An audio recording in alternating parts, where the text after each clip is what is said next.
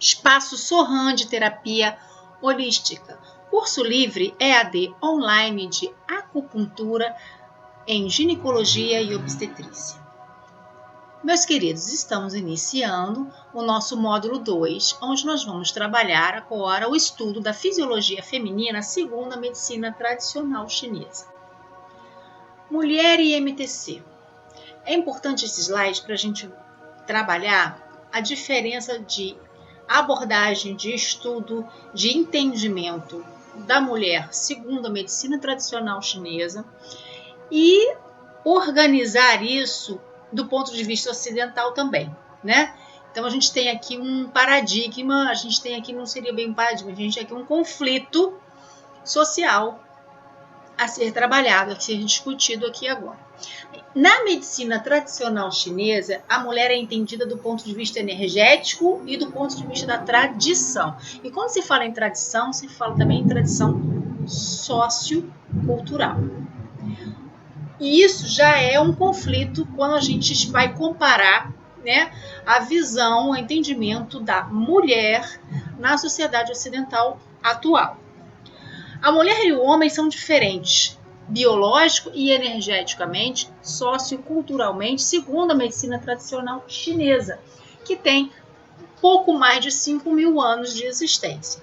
Quando a gente vê essa abordagem diferenciando de homem de mulher em questões biológicas, questões funcionais, questões familiares, questões de tarefas de ofício, né? Questões sociais, vamos abranger melhor, a gente entra em conflito com a realidade da mulher atual, da mulher ocidental do século XXI, que passa por cima de muitas características da medicina tradicional chinesa. Isso não é nem certo nem errado, simplesmente é uma visão que a medicina tradicional chinesa tem da função e estrutura do organismo feminino. E isso bate muitas vezes de frente na realidade socioeconômica da mulher atual. Ok, gente? E daí, sim, a gente pode fazer uma puxada de raciocínio para tentar, né, organizar um raciocínio diagnóstico do porquê de determinadas doenças na mulher ocidental serem mais frequentes e terem uma característica yang, né, quando comparadas às mulheres orientais tradicionais, porque até no Oriente nós já temos uma mudança sociocultural que vai interferir no funcionamento biológico e energético. Tá? Então, esse módulo é o módulo que a gente vai falar aqui e lá. O que é isso? Aqui o dia a dia e como seria, né, a intenção de ser o fisiológico segundo os mestres da medicina tradicional chinesa, que tem 5.000 anos. Muito bem. A essência da mulher procede do quê? A mulher procede do yin, né? A mulher, o feminino, tem polaridade yin. O yin, ele é estruturado, ele é concreto, ele é material, ele é visível. E ele manifesta-se em quê? Na quietude, na noite, no inverno. Essas são as características entre yin e yang. A mulher nutre, a mulher concebe, a mulher apazigua, a mulher acalma, a mulher cria, né? Então, isso são características yin. O yang seria o quê? O yang seria o imaterial, o invisível, o permanentemente móvel, ativo, funcional, né? O dia, o fogo, o alto, o ir, fazer, funcionar, movimentar. Essas seriam as características yang, que são características mais masculinas, de acordo com a fisiologia da filosofia da medicina tradicional chinesa. Como é yin, a mulher é veículo de quê? Da receptividade, ela recebe, né? Desde a questão de receber o próprio sêmen, e que seria o movimento, né? O yang, uma movimentação interna, né? e também de criar isso. Então ela é receptiva e o que lhe dá a possibilidade de conceber, que essa possibilidade é exclusiva do yin, porque só o yin nutre, concebe, alimenta, cria, ok? O yang não tem esta possibilidade. O yang ele é o movimento, atividade, função. Não tem como ele nutrir, ele depende do yin para ter energia para cumprir a sua função, para ser nutrido e alimentado para que a sua função seja cumprida. Porém, assim como ele protege, né, e o yin, mas ele não tem a funcionalidade de fazer crescer, de nutrir, de conceber, de alimentar. Entretanto, segundo Tao Te Ching, o yin é permanentemente assistido e veiculado através do yang. É aquela filosofia, né?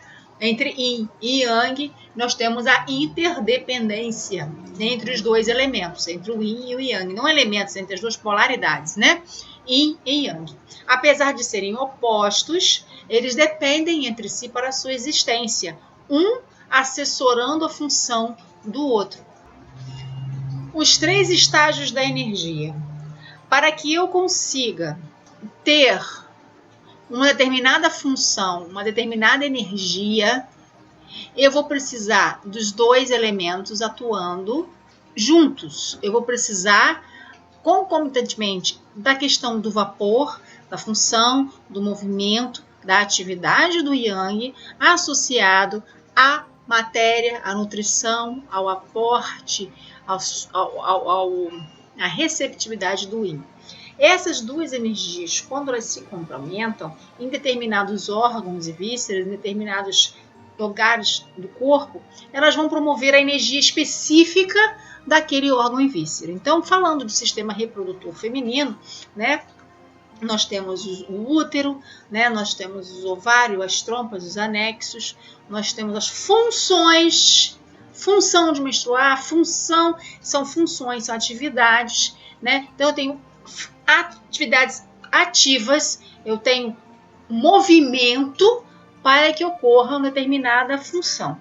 E isso eu tenho a concomitância entre a energia material e a energia funcional, vapor. E isso, os 2 juntos, eles fazem com que se crie a energia ou o Qi. O Qi do baço, o Qi do fígado, o Qi do estômago, o Qi do rim. Todos eles são um complemento entre o nutricional, o que recebeu, o que deu suporte, o que acolheu, com aquele que colocou em movimento, fez a função, protegeu, agiu, acelerou, transformou, transportou. Então eu tenho uma fusão entre esses 2 para que eu consiga ter uma energia específica em um determinado órgão ou tecido do corpo. Voltando, eu tenho o yin, falando ainda da questão do yin e do yang, né? Por ser receptivo, está aí a necessidade dele ser guiado, dele ser protegido. Então, é como se tivesse o sangue e ele precisa ser impulsionado. Ele é receptivo, ele é nutritivo, ele tem toda uma função, mas para que isso aconteça, ele precisa ser transportado, impulsionado através da energia yang pelos vasos, correto? E independe das leis do céu, que seriam as leis do yang. A Terra depende das leis do céu e vice-versa, tá, gente? E o yang é o yang que estabelece a concepção. Por que é o yang que estabelece a concepção? Porque é o movimento do espermatozoide no sêmen que foi injetado através da ejaculação na mulher. Esse movimento frenético é yang, que vai fazer com que ocorra a chegada dos espermatozoides ao local onde vai haver a concepção, que seria o óvulo que está receptivo. Então, o yin, ele está receptivo, aguardando a chegada do yang para que ocorra a concepção.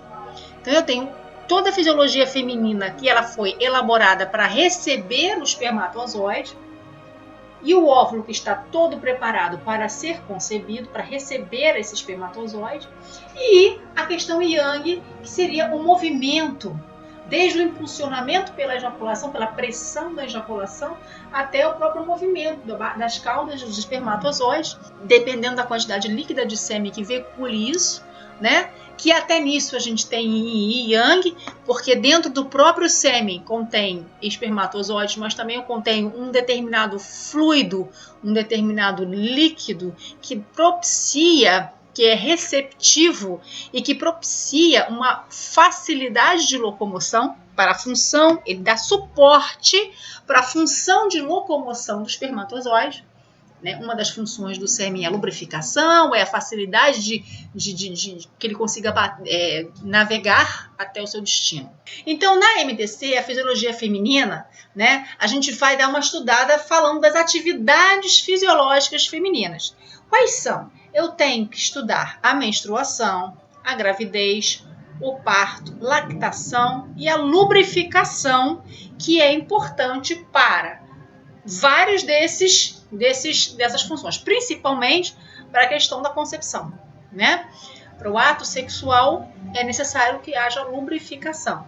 E além de que é necessário que os órgãos sexuais externos estejam sempre com uma determinada umidade específica que favoreça a sua proteção, a sua flora bacteriana, que favoreça a proteção contra agentes externos, invasões, etc. Ok? Então, eu tenho menstruação, gravidez, parto, lactação e lubrificação como atividade funcional, fisiológica feminina, que só a mulher tem condição de fazer. Só a mulher, só o yin consegue. E é uma função, todas são função. Né? A menstruação, o ato de menstruar é funcional, a gravidez é uma função, a função de gerar o indivíduo. O parto é uma função de expelir. A lactação é uma função de nutrir, mas existe uma funcionalidade, né? E a lubrificação também é uma função. Então, apesar de terem características yin, né? Tem toda uma característica yin de receber, de nutrir, de dar suporte, eu também tenho uma característica yang pela funcionalidade da ação. É aquela questão de que nada é totalmente yin nem totalmente yang, né? A abundância de Qi, Shui e o Zangfu funcionando adequadamente e a circulação dessa energia através do Qi e do Shui e do Zangfu, né? A circulação dessas energias, elas vão fazer com que essas funções de menstruação, gravidez, parto, lactação e lubrificação consigam ter sua funcionalidade a contento. Quando eu tenho alguma alteração, basicamente no Qi, no Shui ou em algum órgão em víscera relacionado diretamente a funções de produção de Qi e Shui, assim como a distribuição disso, ou eu tenho alguma estagnação, obstrução ou deficiência de energia em algum canal ou colateral que esteja relacionado com as atividades de menstruação, gravidez, parto, lactação ou lubrificação, eu vou ter o quê? Eu vou ter instalado as patologias de ginecologia obstetrícia. Essa menina linda aqui, que está do lado dessa menina linda aqui, essa menina linda tem 7 anos, tinha 7 anos e é a minha filha, Ana Júlia. Tá? E essa aqui é uma das melhores amigas dela, Vitória. Muito bem, uma menina de 7 anos. Agora a gente vai continuar estudando a fisiologia e a gente vai falar do ciclo de 7 anos da mulher, que é diferente do de 8 em 8 anos do homem. Ok? O homem não vai ser citado, a gente vai falar só do ciclo feminino. Muito bem. Eu tenho tido rim abundante, porque eu tenho que ativar os processos de ontogenia. O que é isso? São os processos do relógio biológico. Temos etapas que têm que ser cumpridas nessa fase. Os dentes, eles começam a crescer. O cabelo vai começar a crescer rápido. Ela vai começar, a partir daí, a desenvolver, a crescer um pouco. Vai ter um estirão de crescimento, que é diferente do estirão do menino, que vem bem, um dos estirões do menino. Ela vai ter o primeiro estirão nessa idade, depois ela vai ter um outro estirão um pouquinho mais tarde. Mas ela vai ter esse desenvolvimento, a energia física para atividade, ela é abundante. A menina de 7 anos é uma menina ativa, que não cansa, que pratica atividades, que está sempre alerta, que se alimenta adequadamente, né? Então você vê uma menina com os olhos brilhando, com energia, né? A face ruborizada, uma menina que está em atividade física, fazendo uma aulinha de dança, os cabelos abundantes, né? Viçosos, fortes, dentição mudando. Elas estão em fase de dentição mudando. Muito bem. Essa mesma menina agora com 14 anos de idade, né? Então, o que eu tenho? Começa a aparecer o quê? O Tiangui, que seria a fertilidade. É a época que está variando na medicina ocidental, na sociedade ocidental, isso está variando, nos climas trópicos variando mais ainda, e pela invasão cultural variando mais ainda. Aí a gente começa a fazer as comparações. Segundo a medicina tradicional chinesa, eu tenho um ciclo de 14 anos. Nesse ciclo de 14 anos eu tenho o aparecimento da fertilidade, a menina se torna fértil. O Heimai, né, que é um dos vasos maravilhosos, ele se permeabiliza, ou seja, ele fica pronto e começa completamente pronto para a sua função de gerir a fecundação e nutrir e trabalhar essa função de fecundar e engravidar e nutrir, né? O Chomai, que nutre, né, os órgãos internos, viscerais e principalmente o útero, uma relação direta com o útero, ele está pleno, ele está preparado, pronto para iniciar a vida. Eu não diria vida sexual, mas eu diria a vida reprodutiva, né? Isso segundo a medicina tradicional chinesa. O que a gente tem visto na sociedade ocidental atual e principalmente nos trópicos, onde nós vivemos, que é o Brasil? Nós temos um calor, né, um clima quente, alimentos quentes com um teor de hormônio crônico. Então, essa criança se alimentou de peito de frango, e esse peito de frango, em forma de nugget ou em forma de qualquer coisa, esse bife, esse hambúrguer, esse peixe de criadouro, não é, né? É um animal que foi alimentado com hormônios para que ele crescesse mais rápido, se desenvolvesse mais rápido e fosse abatido mais rápido e fosse para o supermercado e conseguisse ser consumido por nós, que são o final da ponta. Essa criança, ela teve uma alimentação, assim como todas as crianças ocidentais, né, diferente da criança de 14 anos de 5.000 anos atrás. Então, essa criança, ela tem um aporte de hormônio superior e descompensado e muito diferente do aporte de hormônios naturais que vinham dos flavonoides, dos cereais, dos vegetais e dos animais equilibrados da medicina tradicional chinesa de 5.000 anos atrás. Além dessa questão alimentar, a criança ocidental, a mulher ocidental de 14 anos, ela também teve um input sensorial da questão cultural. Então, nós temos vários tipos de formas culturais que estimulam o amadurecimento sexual. Da vestimenta, à música, ao teatro, à televisão, a filmes, né? E ela está exposta a esse aprendizado muito precocemente.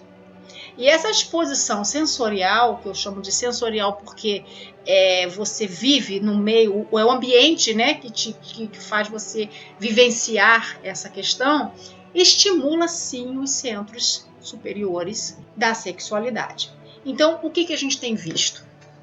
A professora, mas a minha tia, minha prima, não menstruou com 14, menstruou com 9 anos. A minha vizinha menstruou com 10 anos. A minha filha já tem seios e ela tem 8 para 9 anos, ela está botando seios, brotinhos mamários. Por que isso está acontecendo? Bem, aí a gente tem uma intervenção ambiental e social, cultural, na fisiologia feminina básica. E isso está mudando a estrutura funcional do organismo feminino. Essa é a minha visão. Tá? Então, a minha função é falar da medicina tradicional chinesa para vocês, mas também da gente poder entender o porquê que está fugindo dos parâmetros.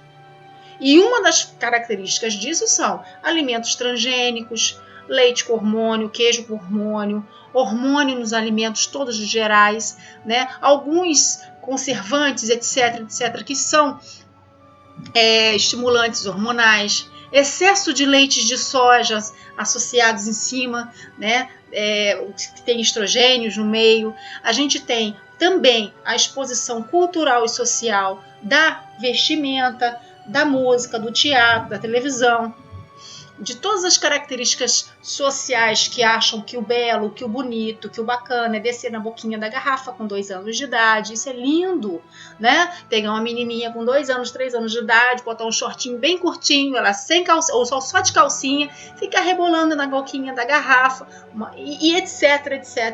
Outros tipos de música, tem o quadradinho, tem o 8, tem não sei o que, várias coisas, né?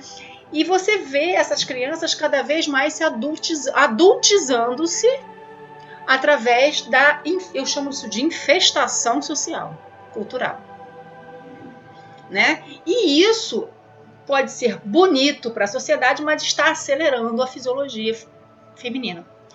Quanto à masculina, eu não vou opinar. Vou falar somente da questão da menina, da mulher, porque nosso curso é de ginecologia e obstetrícia. Okay? E isso é uma questão muito difícil da gente abordar, porque a gente não tem como mudar essa força, essa onda de que a gente tem que se adaptar, né? É meio difícil. A gente pode tentar se proteger das melhores formas, mas alimentos orgânicos, evitar muito consumo de carne, comer peixe de mar, não comer peixe de criadouro. A gente começa a fugir, mas diminuir um pouco esse aporte, mas a gente tem uma grande onda sociocultural em volta, tem uma escola, tem uma creche, tem uma faculdade, tem tudo isso associado junto, tem colegas, tem vizinhos, tem toda uma história, tem televisão que invade a sua casa, tudo isso não tem como a gente tem que se adaptar, o ser humano é um ser que se adapta e ele tem que se adaptar. E uma das adaptações é a gente entender essa diferença do que acontecia 5.000 anos atrás e do que está acontecendo agora com o corpo feminino.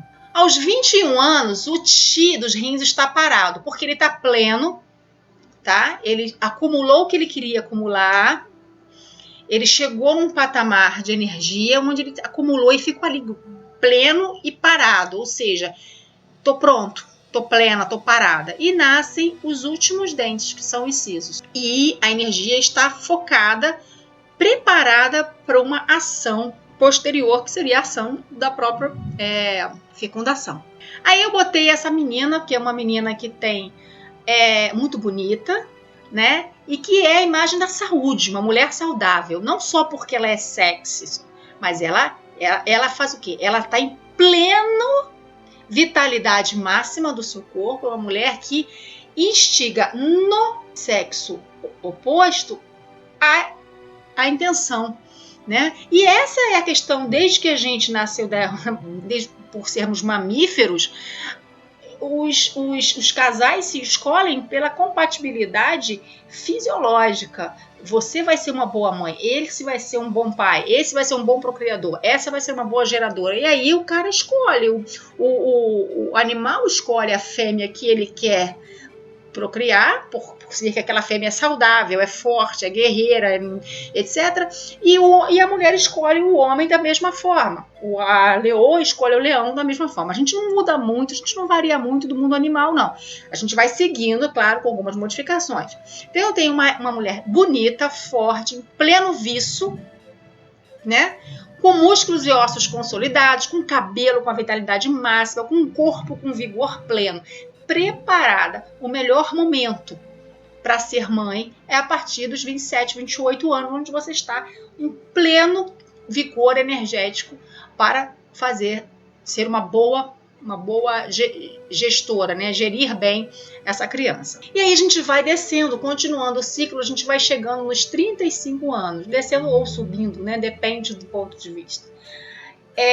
Aí eu tenho mais uma atriz, né? Quando ela tinha 35 anos, eu vou colocar mulheres sempre bonitas, porque nosso curso não é para mostrar coisas ruins, né? E são mulheres que são bem tratadas, são mulheres jovens, saudáveis, né? E bonitas. O Yamin, que seria o intestino grosso, e o estômago começa a declinar. E aí a gente tem justamente nos meridianos onde eles passam, na face, né? A gente começa a perceber um início de flacidez em pescoço, em área dos olhos, aqui, olha, né? Nós temos em área dos olhos, em pescoço, iniciozinho de flacidez, e os cabelos começam a cair. Aí eu tenho que entrar de novo numa parte. A questão de queda de cabelo, ela pode variar pela questão fisiológica, mas também pela questão hormonal, alimentar, estresse, clima. Então, tudo isso está envolvido com a questão de queda de cabelo. O próprio Jing, a própria história hereditária dessa mulher.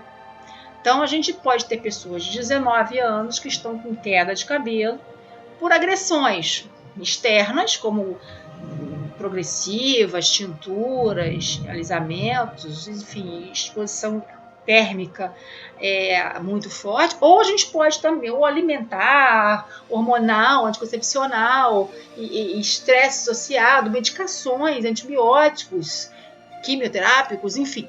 Então a gente tem que ver que a questão da queda de cabelo fisiológica é esperado, segundo a medicina tradicional chinesa, a partir dos 35 anos. Porém, devido a todo um contexto ambiental, alimentar e emocional, isso pode estar acontecendo antes. Ok, gente? Temos uma sonoplastia de uma tempestade maravilhosa hoje no nosso vídeo. É bom, a água é bom, chuva é bom. Estamos falando de yin, né? Vamos lá. 42 anos. Então aqui nós temos a Sharon quando tinha 42 anos. Aí você já começa a ver declínio dos 3 yang, de intestino grosso, TA, intestino delgado.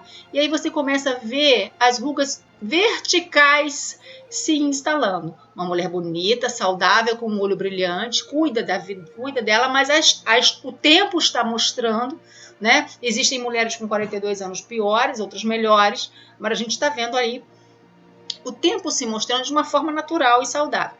Embora nós sabemos que elas usam de recursos da cosmetologia, da cirurgia plástica associados, né, da estética facial, mas é um exemplo de uma face de uma mulher jovem, uma jovem mulher de 42 anos saudável, né? Mas a gente já começa a ver o ressecamento da face, os cabelos já começam a embranquecer e a gente já tem uma questão de envelhecimento associado. Kim Basinger, né? Basinger, aos 49 anos. Então eu tenho já um Ray Mai, Chong Mai deficientes, flácidos e atrofiados, ou seja, sem a funcionalidade total, sem vazios, não tão cheios, correndo de energia, né? Infertilidade, é o período de quê? O período do início da menopausa. E um esgotamento corporal. Então nós temos como principal queixa uma mulher que te procura por deficiência de yin já bem acentuada, se mostrando, né? E um cansaço extremo, uma fraqueza, uma falta de energia para suas atividades diárias. Ela se queixa de que ela não é mais a mesma, de que tudo dói, de que tudo incomoda, a libido já não existe praticamente. Tudo isso já associado a uma questão de deficiência de energia desses canais. Muito bem. Então, essas particularidades fisiológicas desse ciclo de 7 anos, elas são manifestações. Manifestações de quê? Do Qi, do Shui, do sangue, do Zangfu, da matriz, que é o útero, né, considerada a matriz, e da essência, que é o Jing. Então, eu tenho esses componentes se manifestando em determinadas situações mais preponderantes do que em outras, né? Na dependência sempre do equilíbrio entre o Yin e o Yang, entre os 5 elementos, e na função adequada do Zangfu, principalmente dos Zangfu relacionados à produção de Qi, produção de Shui, armazenamento de essência, para que a gente possa ter uma função fisiológica reprodutiva ou do sistema uroginecológico adequada. O Qi e o Shui, né? Esses são os caracteres tradicionais, né? Do Qi e do Shui. Ok? O Shui, parte material das regras. Em se tratando de ginecologia e obstetrícia, nós vamos ligar para esse lado, né? Então, tem uma parte material das regras, né? O Qi circula, cria, controla o Shui, movimenta o Shui, né? Determina a quantidade, determina o local, se vai mandar, se não vai mandar. Isso é o Qi. Na mulher, o sangue necessita do quê? Do impulso, da energia do Yang, do Qi, para poder atingir o Shuai, né? E se concentrar na matriz Baogan, que é o útero, e assim ocorrer a produção das regras. Então, para que esse sangue, Shui, consiga chegar até o Baogan e com a quantidade adequada, com a característica adequada, no trajeto adequado, eu preciso da movimentação do Qi. Também preciso da função do Qi para produzir o Shui. Então, eu tenho o movimento, o fluxo sanguíneo é controlado pelo Qi. Qi de quem? Fluxo, movimento, fígado. Né, gente? O Shui é mãe do Qi. O Shui dá aos órgãos e vísceras a nutrição adequada para que essa função se exerça. Tá? Shui e Qi são inseparáveis e necessários um ao outro. É yin e yang, gente. São dois lados da mesma moeda. Sem um lado, a moeda não é mais uma moeda. Né? O que eu costumo falar na aula de yin yang, lá da auriculoterapia. Você tem uma moeda de 50 centavos. Se você raspar um lado dessa moeda com uma lixadeira, uma lixa, você não vai ter como usar essa moeda para comprar uma bala, um chiclete, porque ela não é mais uma moeda, ela é um artefato de metal, ela não tem mais a funcionalidade e a identidade de ser um veículo de troca, de escambo, né, de trocar. Eu vou dar uma moeda, em troca você vai me dar um chiclete. Isso não vai mais acontecer. Então, para que isso aconteça, eu preciso tanto do Qi quanto do Shui, para que a funcionalidade ocorra, para que a fisiologia feminina se permeie, se estabilize de forma funcional. E aí, ainda com relação ao Qi e ao Shui, nós vamos agora nos deter mais na questão do Shui. E quais são as doenças do Shui, né, no estado de sangue e estado vazio, que poderiam ser apresentadas num quadro de ginecologia e obstetrícia? Nós temos várias. Nós temos a polassemenorreia, que seria uma menstruação anormalmente frequente. Nós temos a opsomenorreia, que é o alargamento do ciclo menstrual. Então, o que é isso? O ciclo menstrual, ele não tem 28 dias, no caso, ele tem 35 dias ou mais. Nós temos a amenorreia, que seria uma ausência total de menstruação. Dismenorreia, dor menstrual. Esterilidade e a lactação insuficiente. Essas são algumas apresentações de doenças do sangue, né? Nesse caso, sangue em estado vazio, uma deficiência de sangue. E no caso de um excesso, né? Doenças do Shui, sangue em acúmulo. Aí eu teria a metrorragia, o excesso de conteúdo menstrual. A anexite seria uma inflamação, uma infecção ovariana. Seria um acúmulo, né, uma estagnação de Shui, né, e de calor, né, também associada. Cólicas uterinas e eclâmpsia. Então, estão classificadas entre algumas das doenças que têm estagnação de Shui. E o calor no sangue, né? O calor no sangue, como doença do Chouet, ele pode se apresentar por dispaneumenorreia, que seria o espaçamento anormal, 2 a 3 meses do fluxo. Então, essa pessoa não menstrua de 28 em 28, ela pula 1 ou 2 meses, menstrua de 2 em 2 meses, mês sim, mês não, ou até 3 meses de espaçamento. Nós temos a metrorragia, que seria um aumento desse fluxo menstrual, esse calor ali, ele não faz com que o sangue não se contenha dentro dos vasos, né, e ultrapasse as vias de condução e atravessem o tecido e extravasem. Nós temos a menorragia. A menorragia é uma anormalidade no ciclo menstrual. Essa anormalidade, ela pode ser uma anormalidade relacionada a uma duração do ciclo, a coloração do sangue, a quantidade desse sangue ou a natureza desse fluxo, né? Qualidades desse fluxo.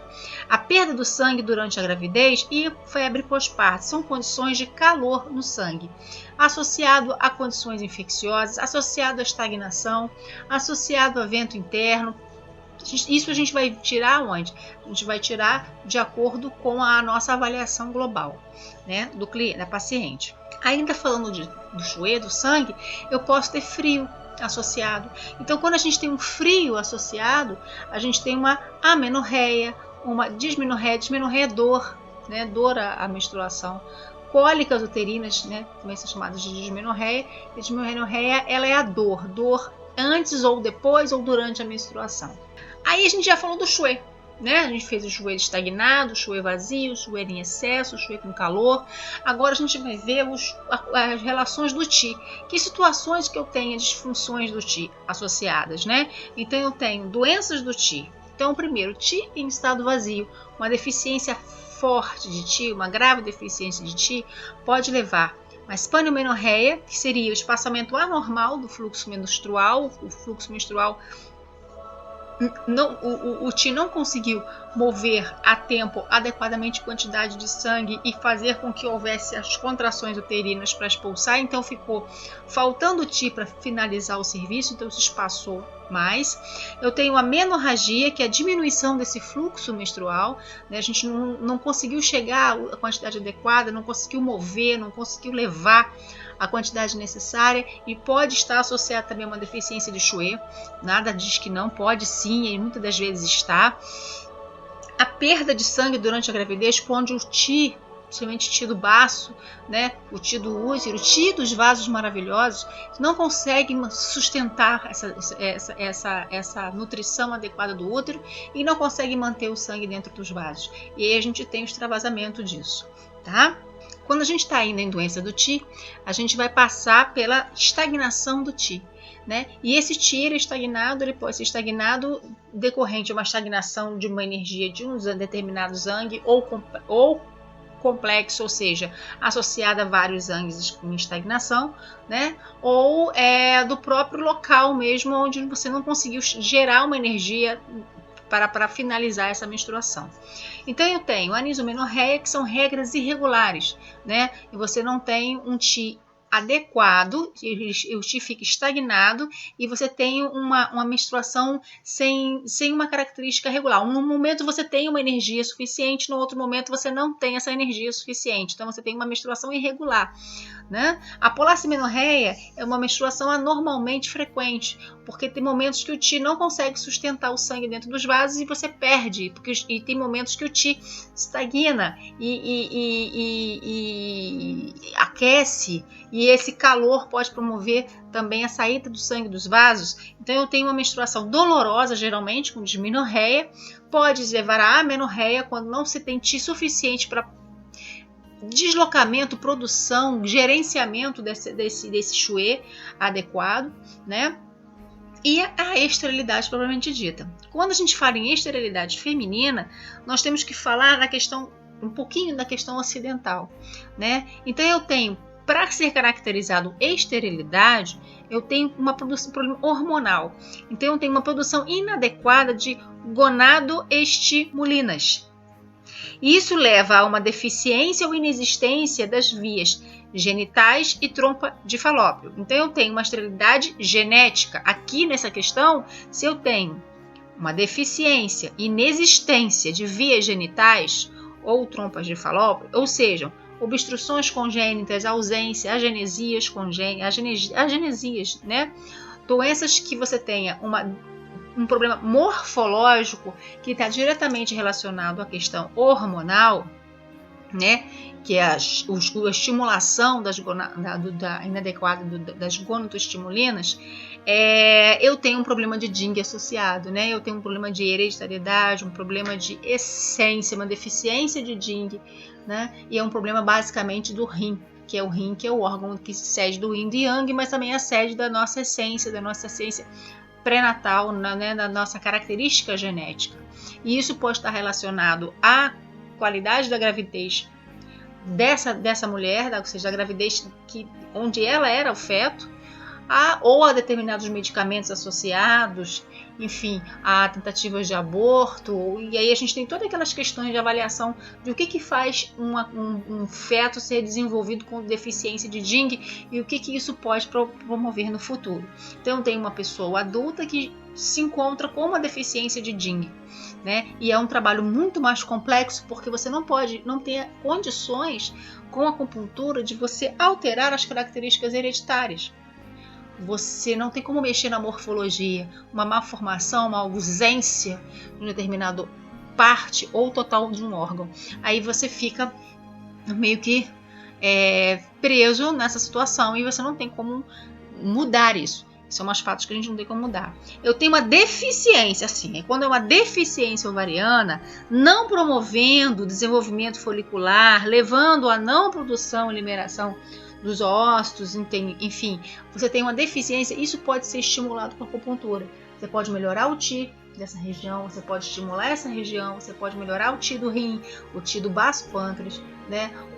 O fígado, para promover uma desobstrução de fluxo de energia, né? Tonificar aquela área, chamar energia para aquele local, e aí sim você pode tentar melhorar a função ovariana, né? E a presença de células endométricas em locais que não no útero, isso tem uma característica hereditária, né?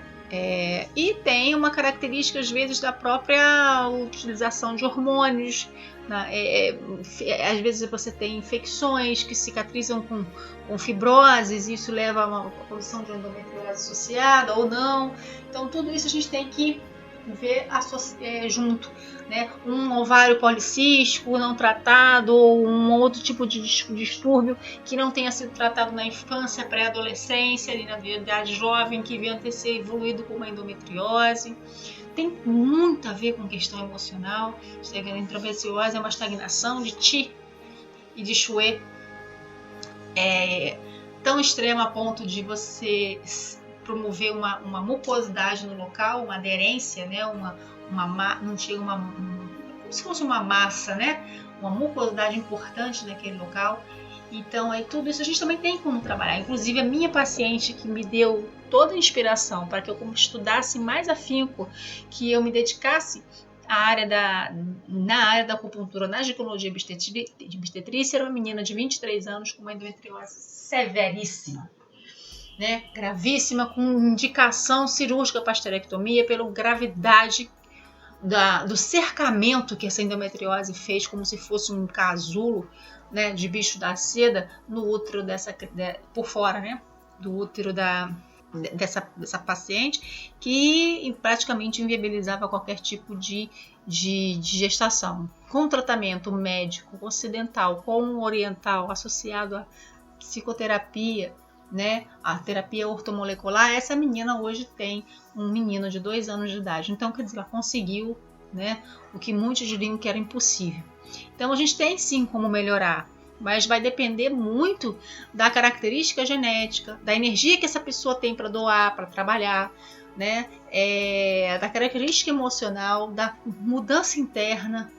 Tem muita coisa associada para a gente conseguir trabalhar, mas a gente tem os bons, tem como estimular o ovário, tem como liberar essa estagnação de energia que se condensou como endometriose, tem como a gente trabalhar assim com bons resultados. E aí, gente, a gente tem aqui um videozinho, né, que eu vou até tirar o áudio, que isso aqui é um prolapso de útero, tá, gente?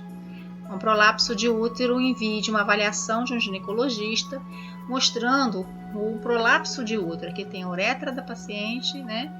E aqui tem o útero saindo pela vagina da paciente. Aqui o ânus. E aqui ele vai procurar o colo do útero, fazendo uma avaliação, ele vai fazer uma cirurgia nessa paciente. Isso aqui é a derrocada do TI. TI do baço, né, gente? Principalmente o TI do baço, né? Um baço destruído, um baço que tem que ser trabalhado, um baço que não segura os órgãos do lugar de forma alguma. Pode estar associado ao envelhecimento, sim, geralmente são mulheres acima de 40, acima de 50 anos, né, que não praticam atividade física, que tem uma característica de elemento terra há décadas, de ataque ao elemento terra de diversas formas por décadas, né? E essa paciente, ela tem, olha, o colo do útero da paciente está até invertido e tudo, e essa paciente tem a saída do útero totalmente, né? A gente chama isso de prolapso. Existe cirurgia para isso. E na acupuntura, né, a gente tem que focalizar no TI do baço, né? O TI do baço está destruído e isso vai levar a uma derrocada e um prolapso de outros órgãos importantes e vitais. E isso vai levar a uma incapacidade dessa paciente, né? Um problema sério, hemorragia, no caso, a ponto de daqui a pouco essa paciente ter severas hemorragias e anemias e quadros disfuncionais associados a toda a questão da falência do baço.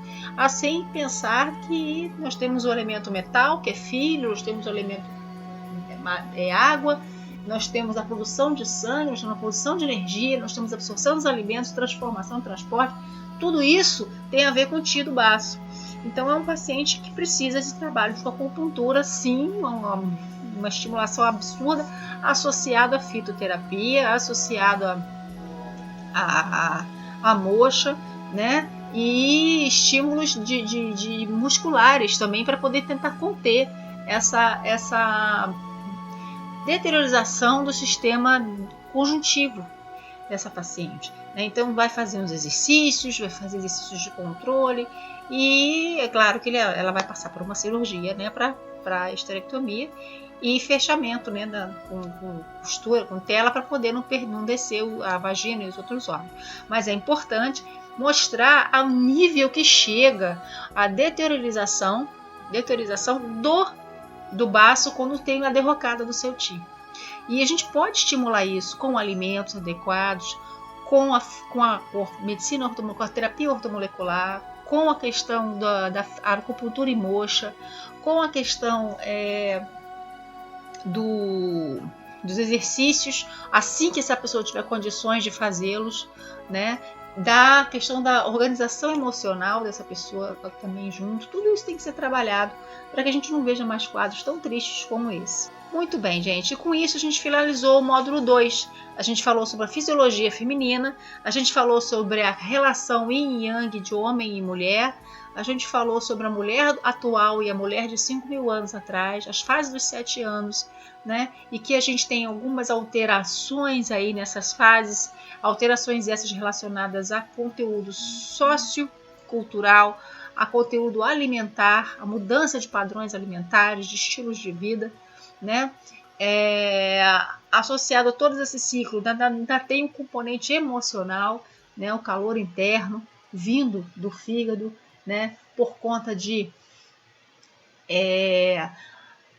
situações do dia a dia, estresses do cotidiano, em que hoje a mulher ocidental atual e a maioria, né, oriental também, estão sendo submetidas, né, pelo excesso de responsabilidades, pelas jornadas duplas, triplas, quádruplas de trabalho, e isso tudo contradizendo, indo na contramão de uma fisiologia milenar, de uma característica de ser mais suave, de ser mais passiva, de ser mais receptiva, de ser a nutridora, a que acalma, a que consola, a que completamente a que cria, né? A que faz o alimento.